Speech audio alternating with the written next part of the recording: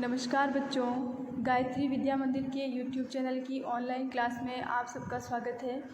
आपकी आज की हिंदी की क्लास में हम पढ़ रहे हैं सरदार पूर्ण सिंह का भावनात्मक निबंध मजदूरी और प्रेम। अब तक हमने पढ़ा हल चलाने वाले का जीवन, गडरिये का जीवन और मजदूर की मजदूरी, और आज हम पढ़ने जा रहे हैं प्रेम मजदूरी। तो इन सब के माध्यम से लेखक क्या व्यक्त करना चाहते हैं कि लेखक के मत से मनुष्य की सेवा करना ही ईश्वर की पूजा है, और मनुष्य यदि तल्लीनतापूर्वक, श्रद्धापूर्वक, निष्ठापूर्वक, लगन से अपना काम करे तो स्वर्ग प्राप्ति की इच्छा भी नहीं रहती। तो मानव से प्रेम करना और उसके लिए श्रम करना ही मानवता का सच्चा धर्म है। आइए शुरू करते हैं हम प्रेम मजदूरी। मुझे तो मनुष्य के हाथ से बने हुए कामों में उनकी प्रेममय पवित्र आत्मा की सुगंध आती है। व्यक्ति के हाथों से किया हुआ जो कार्य होता है, वहाँ लेखक क्या कहते हैं, व्यक्ति की प्रेममय पवित्र आत्मा की सुगंध आती है। यानी कि व्यक्ति हृदय से, निष्ठा के साथ, लगन से जो कार्य करता है वह अति प्रभावपूर्ण होता है। जैसे लेखक ने उदाहरण भी दिया है, राफेल आदि के चित्रित चित्रों में, राफेल महान चित्रकार है, उनके हाथों से बनाए गए चित्र जो है, उनसे उनकी कला कुशलता को देख इतनी सदियों के बाद भी उनके अंतःकरण के सारे भावों का अनुभव होने लगता है। यानी कि राफेल के हाथ से बने हुए जो चित्र हैं, उन चित्रों को आज भी जब देखते हैं तो उनके अंतःकरण के सारे भावों का अनुभव होता है। केवल चित्र का ही दर्शन नहीं, यानी कि तब हम केवल चित्र ही नहीं देखते, किंतु साथ ही उसमें छिपी हुई चित्रकार की आत्मा तक के दर्शन हो जाते हैं। क्योंकि वो अपने हाथ में तुलिका लेकर के, तुलिका की सहायता से वह अपने मनोभावों को व्यक्त करता है, तो उसकी अंतरात्मा तक के दर्शन उस चित्र में हो जाते हैं। लेकिन जो यंत्रों की सहायता से चित्र बनते हैं, यानी फ़ोटो जो खींचते हैं कैमरे से, वह निर्जीव से प्रतीत होते हैं। क्यों निर्जीव से प्रतीत होते हैं? क्योंकि उनमें और हाथ के चित्रों में उतना ही भेद है जितना कि बस्ती और शमशान में। यानी कि एक सजीवता का प्रतीक है और एक बिल्कुल जड़ता का प्रतीक है। तो जो हाथ से बने हुए चित्र है वो बस्ती की भांति सजीव प्रतीत होते हैं। क्यों? क्योंकि उसमें उस कलाकार, उस चित्रकार की हृदय की भावनाएं, उसकी अंतर आत्मा के दर्शन हो जाते हैं उस चित्र के माध्यम से। किंतु जो यंत्र की सहायता से खींचा गया फ़ोटो है वह निर्जीव सा प्रतीत होता है और वह बिल्कुल जड़ता का प्रतीक दिखाई देता है, यानी शमशान के रूप में दिखाई देता है। यानी कि उसमें किसी प्रकार की सजीवता दिखाई नहीं देती, क्योंकि वह यंत्र के माध्यम से खींचा गया फ़ोटो है। तो कहने का आशय ये है कि व्यक्ति के हाथ से किया गया जो कार्य होता है उसमें उसकी हृदय की पवित्रता विद्यमान रहती है, उसकी निष्ठा और लगन विद्यमान रहती है, उसके मनोभाव उसमें विद्यमान रहते हैं, जिसके कारण वह जो कार्य है वो अत्यधिक प्रभावशाली बन जाता है। फिर देखिए, लेखक उदाहरण देते हैं कि हाथ की मेहनत से चीज़ में जो रस भर जाता है, रस का आशय यहाँ पर आनंद से है, जो आनंद भर जाता है वह भला लोहे के द्वारा बनाई हुई चीज़ में कहाँ, लोहे से बनी चीज़ में वो आनंद नहीं।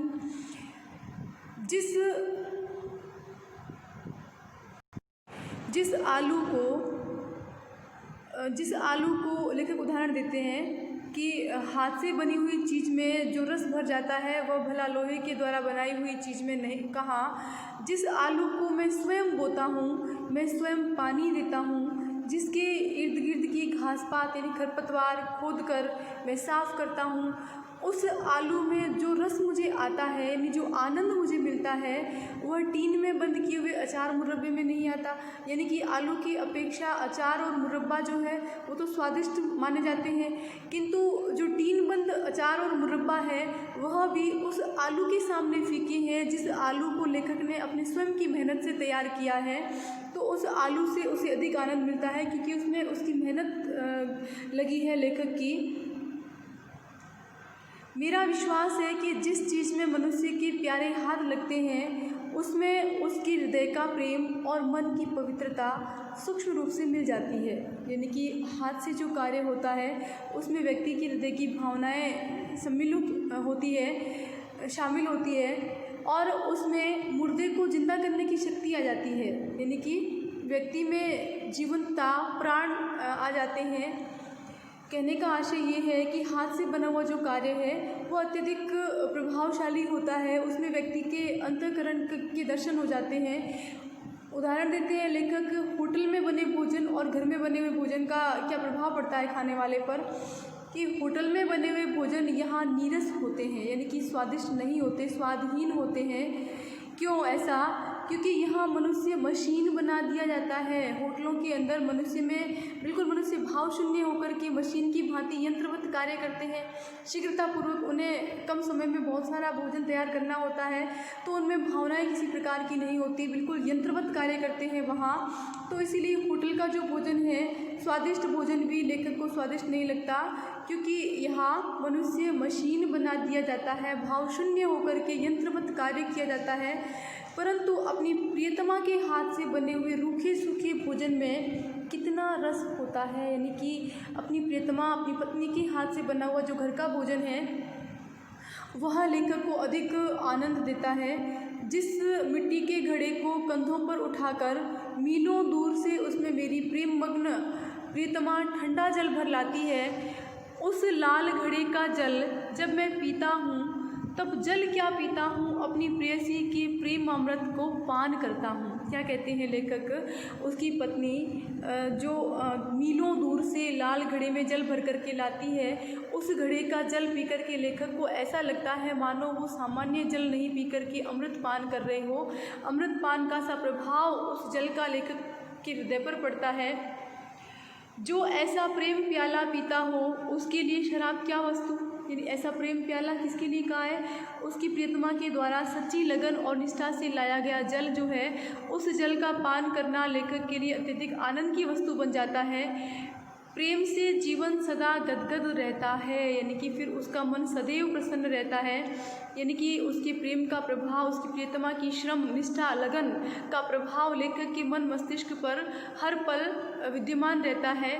मैं अपनी प्रेयसी की ऐसी प्रेम भरी, रस भरी, दिल भरी सेवा का बदला क्या कभी दे सकता हूँ? अर्थात नहीं दे सकता।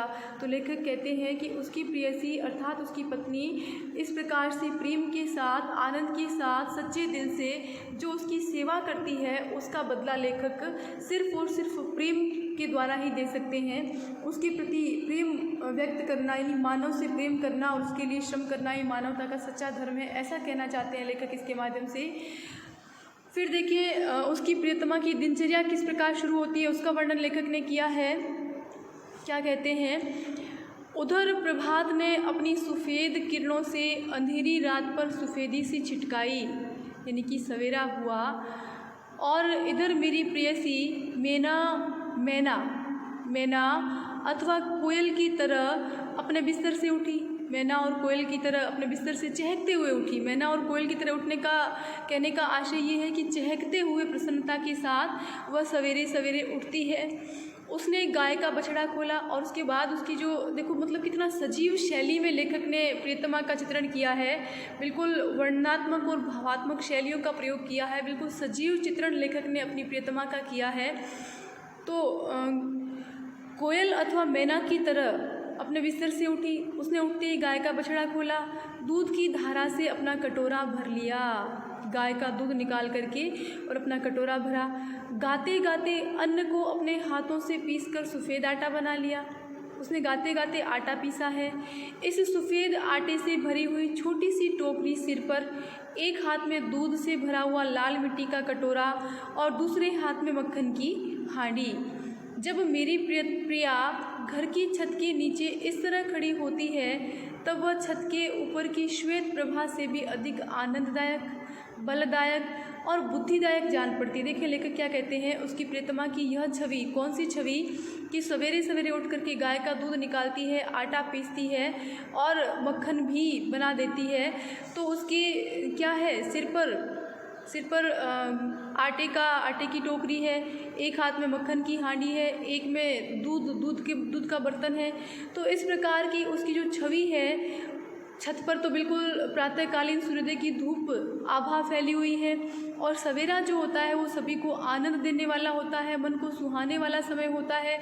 सवेरे के समय सूर्योदय की जो किरणें होती है वह अत्यधिक सुंदर आभा प्रकृति में चारों ओर प्रकाशित कर देती है और जिससे हमारी बुद्धि जो है वो बढ़ती है। यानी कि तो कहने का आशय ये है कि उसकी जो प्रियतमा है, उसकी यह जो छवि है, उस आनंद देने वाले, बल देने वाले, बुद्धि देने वाले सवेरे और सूर्योदय की तरह ही उससे भी अधिक जान पड़ती है। जब मेरी प्रिया घर की छत के नीचे इस तरह खड़ी होती है, किस तरह सफ़ेद आटे से भरी हुई छोटी सी टोकरी सिर पर, एक हाथ में दूध से भरा हुआ लाल मिट्टी का कटोरा और दूसरे हाथ में मक्खन की हांडी, इस प्रकार की त्रिभंगी छवि में जब उसकी प्रिया घर की छत के नीचे खड़ी होती है, तब वह छत के ऊपर की श्वेत प्रभा से भी अधिक आनंददायक छवि है उसकी, बलदायक, बुद्धिदायक छवि उसकी जान पड़ती है। उस समय वह उस प्रभा से अधिक रसीली, प्रातःकालीन आभा से भी अधिक आनंद देने वाली, रसीली, रंगीली, जीती जागती, चैतन्य और आनंदमयी प्रातःकालीन शोभा सी लगती है। यानी कि बिल्कुल सजीव सी, जीती जागती सी, आनंददायी प्रातःकालीन शोभा की तरह, मतलब प्रातःकालीन जो सवेरे के समय की जो शोभा होती है प्रकृति की, बिल्कुल वही शोभा इस समय लेखक की प्रियतमा की दिखाई दे रही है, वैसी ही छवि उत्पन्न हो रही है उसकी। मेरी प्रिया अपने हाथ से चुनी हुई लकड़ियों को अपने दिल से चुराई हुई एक चिंगारी से लाल अग्नि में बदल देती है। यानी कि कहने का आशय ये है कि उसकी प्रियतमा जंगल से लकड़ियाँ चुन करके लाती है और उसी से वो चूल्हा जलाती है। आग, उसमें छोटी सी चिंगारी है चूल्हे में, उसमें फूंक मार करके इस प्रकार से चूल्हा प्रज्वलित करती है मानो वो चिंगारी उसने अपने हृदय से निकाली हो। कहने का आशय ये है कि वह सच्ची निष्ठा और लगन से और प्रेम से कार्य अपने घर का कर रही है। उसने अपने हाथ से अनाज पीसा है, अपने हाथ से लकड़ियाँ चुनकर लाई है, चूल्हा प्रज्वलित कर रही है, बहुत दूर से लाल घड़े में जल भर करके लाई है। तो इस प्रकार की जो छवि है प्रियतमा की, वह लेखक को अत्यधिक आनंद प्रदान करने वाली, सजीव लगती है।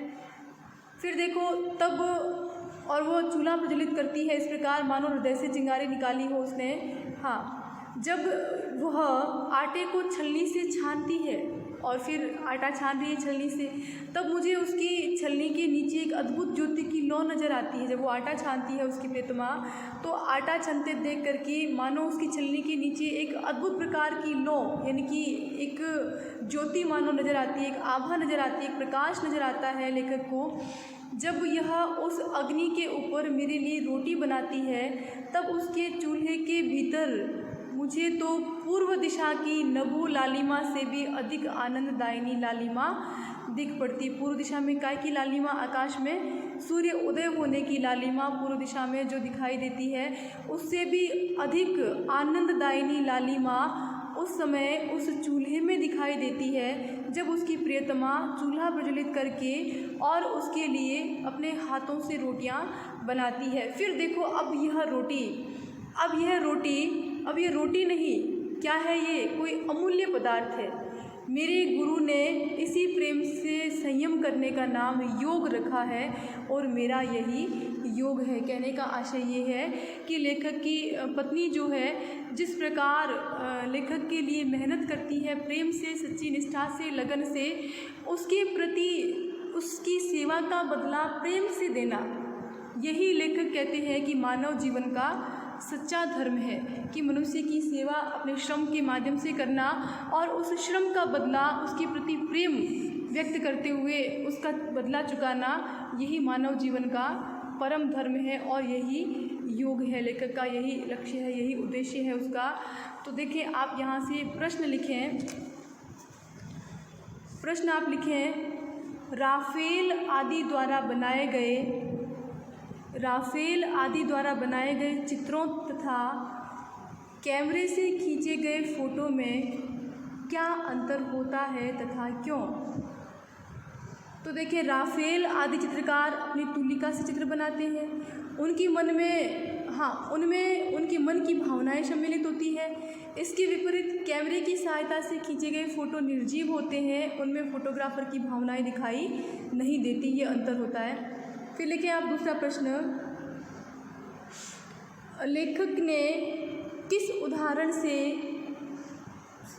हाथ की मेहनत से चीज़ में रस भर जाता है, ये किस उदाहरण से स्पष्ट किया है? आप देखिए, दोबारा प्रश्न बोलती हूँ मैं। लेखक द्वारा दिए गए उस उदाहरण का उल्लेख कीजिए।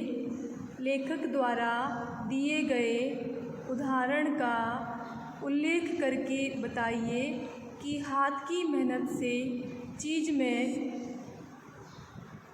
रस किस तरह भर जाता है।